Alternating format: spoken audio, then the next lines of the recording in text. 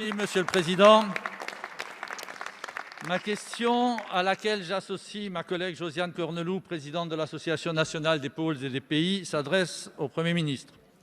Elle concerne les contrats de relance et de transition écologique qui, dans certaines régions, ont été couplés avec des pactes territoriaux. Ces contrats, fusion de deux précédentes contractualisations, devaient s'appuyer avec lisibilité et transparence sur des projets de territoire.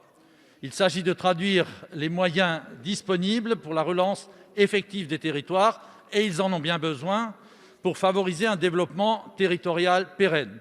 Or, on constate une fois de plus une dérive technocratique et bureaucratique, voire un excès de centralisme qui risque de plomber et de freiner la transition écologique.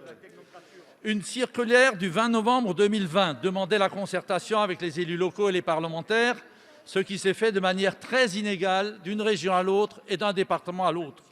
Le plus grand flou règne sur les porteurs de projets, même si la circulaire précise que ce sont les intercommunalités ou leurs groupements qui seront les porteurs de ces contrats.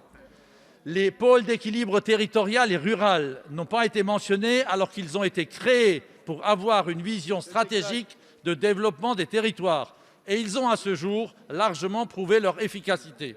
Par ailleurs, la loi 4D se fait toujours attendre. Pourtant, à défaut d'une vraie décentralisation, elle devrait permettre la différenciation.